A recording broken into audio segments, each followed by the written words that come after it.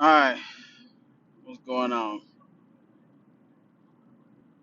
Over here driving, being a free-willed spirit floating in the abyss. Nah, I'm just playing. I ain't one of them people. So I wanted to talk about some tools you can teach your children. Man, some tools you can teach your children so they can have a better life. Now, note these tools that I'm gonna talk about.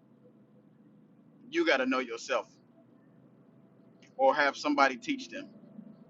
If you ain't no good, there's gonna be a 70% chance that your kids ain't gonna be no good. That's why you gotta take an honest look at yourself and ask yourself, can I do better? It might take you to ask that a couple of days to figure out where you at. And for the most part, if you live in the United States and you've been living on autopilot this whole time, and you know what autopilot is, letting circumstances bounce up on you and, oh well, my life is whatever it is. If you one of them okey doke motherfuckers, first of all, you shouldn't even have had no kids. Because whatever results you got, they gonna have. Because they learning from your poor minded butt. Anyways, what you want to teach your children is how to make and break habits. See, it's gonna be hard for you to teach that if your ass don't know how to make and break habits yourself. Because a lot of the issues that children have is from watching you and watching your mother and your father and all these bad role models that are around them. I'm very particular of who's around my kids, even though I can't control that because of circumstances. But you want to get totally aware that the environment, the first 12 years, that their kid need to have the best successful environment around them as possible. Because what you got to understand, when they turn 18, you got to assess to yourself, how was I in the first 12 years of them being alive on this earth? How was I? Whatever the way I was at that point in time, that's the way they gonna be. Parents, your kids are struggling at 20 and 22 and 25 and 30. You have to take in note that they saw you struggle, they saw you go through all this stuff, and this is why they doing it to this day. If you 25 years old and you got problems, for the most part you got from your parents and your grandparents and the environment in the first 12 years. So even me saying that and then you understanding and being aware of that, you see how important it is for your kids to have the right environment. Why are you bringing home people that you know? Like, why are you friends with people that you know you don't even want to be around your kids? Then again, you got to look in the mirror. Am I good around some kids? Some of y'all no good and y'all don't want to change. Y'all shouldn't have kids because your kids going to end up being no good. They following your ass. Anyways, making and breaking habits are very important. And I called them, well, it's not me, but a proper name for habits, multitude of habits, or paradigms, right? Or my little bubble, I call it. It's a little dot in the middle and a bubble, and it's so hard to get out the bubble because of the triggers and the behaviors and stuff. So you want to teach your children how to make and break bad habits, and you don't want to teach them by whooping them. You want to get your communication down pat. Because some of y'all just 2 or 3 notches away from being the worstest parent that you could possibly be because you don't communicate with your children. You over here whooping your children because they picked up on your bad habits. Well, please go get a switch and go and whoop yourself every time you whoop your kids because they only learning it from you. Here you are sitting, sucking on smoke. Let's keep it real. Hey, we all went through it. When you smoke cigarettes, you're not smoking nothing. You sucking on smoke. You sucking on a cylinder that's killing you. It is what it is. I've been through it. I had to realize it. Even the e-cigs. You sucking on something that really ain't supposed to be in your lungs, really. To be honest.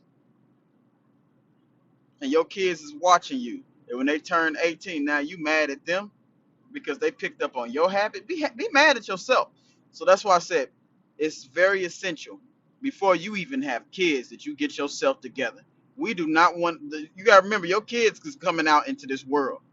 Your kids gonna be friends with our kids, the ones that care, the ones that want to make sure their kids is right. It's very selfish of you to just let your kids pick up bad habits and throw them out into the world.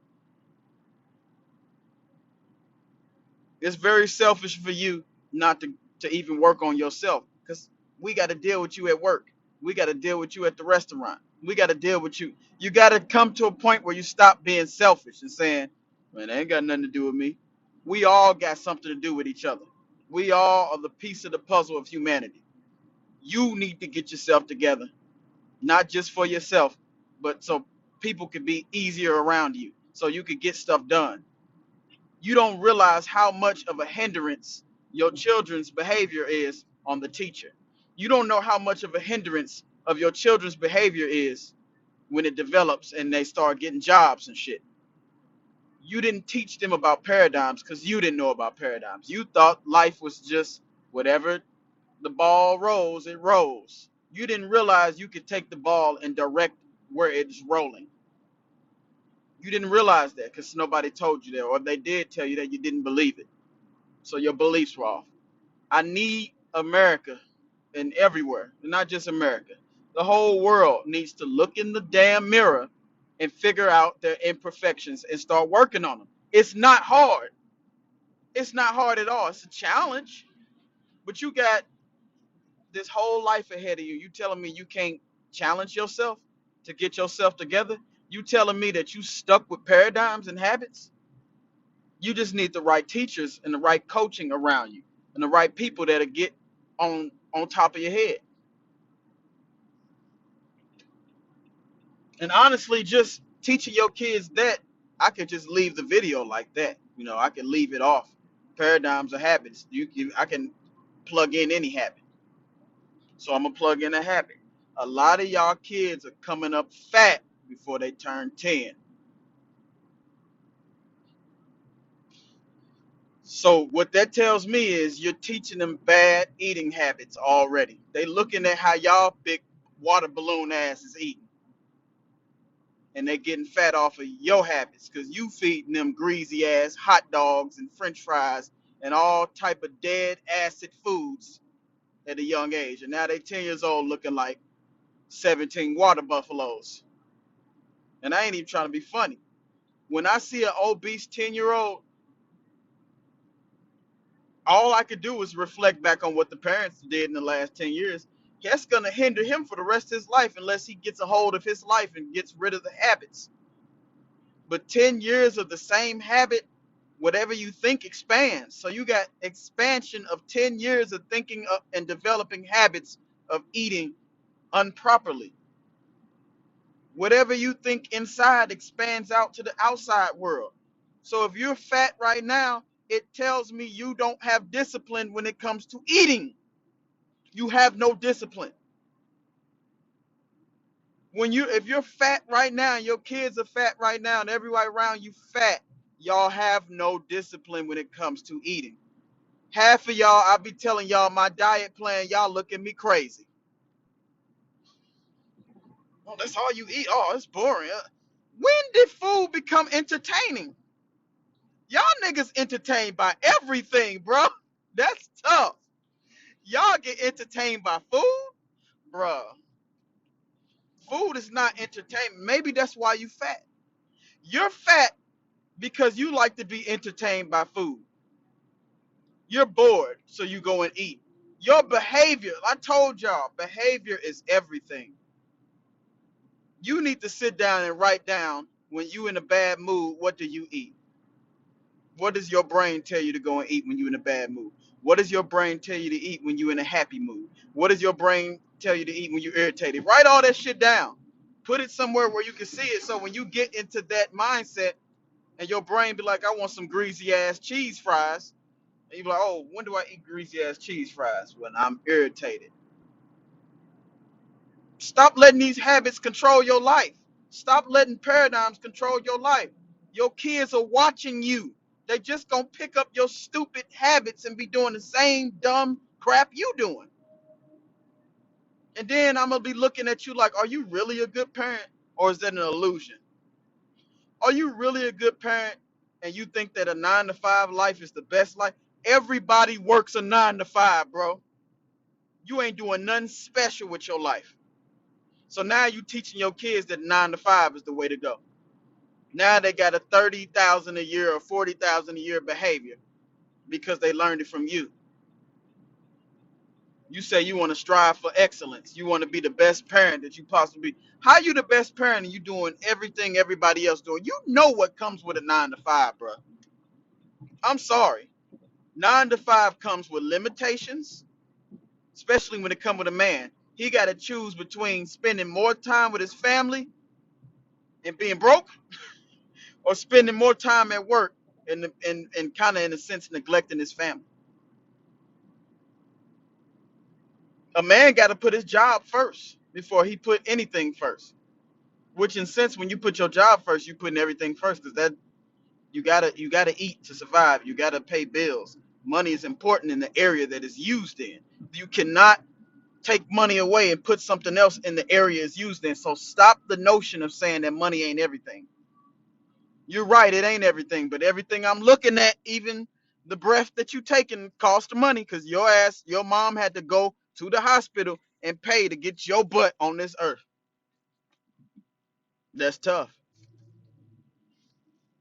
Everything costs. So money is important in the area that it's used in. Stop trying to add something else to it, because what you're doing is you putting an excuse up, knowing you have a behavior in your head thinking there's a low abundance of money, and that behavior will be picked up by your children. I'm telling y'all all the mistakes I see.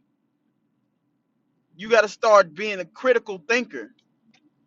The school didn't teach us how to think. The school taught us to be an employee for them. When you develop the employee paradigm, you're gonna think 9 to 5 is the best way to go. It's safe. Ain't nothing safe. Matter of fact, what is safe? Stop with the illusions. What is safe? Why y'all scared of failure? That's the next thing. Teach your kids that failure is not a negative thing in certain areas. You want to fail in life. When you go to the gym and you can't pick up 100 pounds, but you trying and trying, so you go down to 90 and you just hitting that 90, you get used to that 90, just busting your stomach, your muscles and stuff. You get to 100, you busting that down, now you at 150. Each time you went to the gym, you're failing your muscles, because your muscles and your brain is like, we can't pick this up, well, let's keep trying. Failure after failure after failure after failure gave you the results that you could pick up 100 pounds. Now you could pick up 150. Failure produces results if you know what you're doing. You want to fail your way to success. I'm just now grasping this concept. Fail your way to success. You didn't just wake up in the morning as a kid and knew how to tie up your shoes. You failed your way into learning how. All failure is teaching you where you're at the moment. Oh, at this moment, I can't do this. Okay. So now that I know where I'm at, now I can adjust it and get to the next step. Oh, I'm at the next step now. So that's not that failure is over. Get to the next step, you fail. Okay. Sit back and analyze. Okay. Oh, if I do this, then this will work this time. Boom, boom, boom, boom, boom, boom, boom. Next thing you know, your failures became your success. When you first jumped in the car, you didn't know how to be a NASCAR racer, buddy. You probably had a few accidents, a few tickets, a few close ones, and now you perfected driving. Same with getting on a bicycle. You first got on a bicycle, your ass didn't know what you were doing. It was something new. Your brain had to get uncomfortable and get in an uncomfortable state. When your brain gets uncomfortable, it's in a creative state. It's like, oh, I don't know how to do this, but he's doing it, so I need to learn how to do it. And each time you do it over and over and over and over again, you create a new pattern and it sticks. Now you know how to ride a bike. Even learning.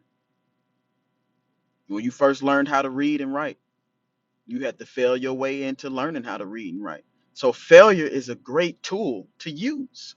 Use it. Use failure. That's something you need to teach your kids. Don't, like, a lot of people get to a point when they fail and they give up. But like I said, failure just tells you where you at right now, temporarily.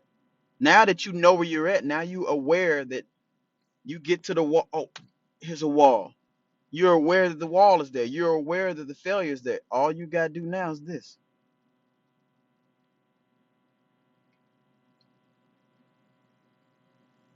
See, the school didn't teach us this stuff. School only wanted you to be a robot. What you doing right now? School didn't even teach you about financial literacy, none of that. Especially when I was going to school. I don't know how it is now, but from my generation on back, they taught us to be employees. They taught us not to think. They didn't want School doesn't want you to think. If you start thinking, you're not going to go to the jobs that they have available for you. If you start thinking, you're not going to be able to make these millionaires rich going to McDonald's and stuff. If you were really thinking, you wouldn't be in none of the situations you're in. That's why I said school and church made you not think no more. The way it's set up, it's not meant for thinking.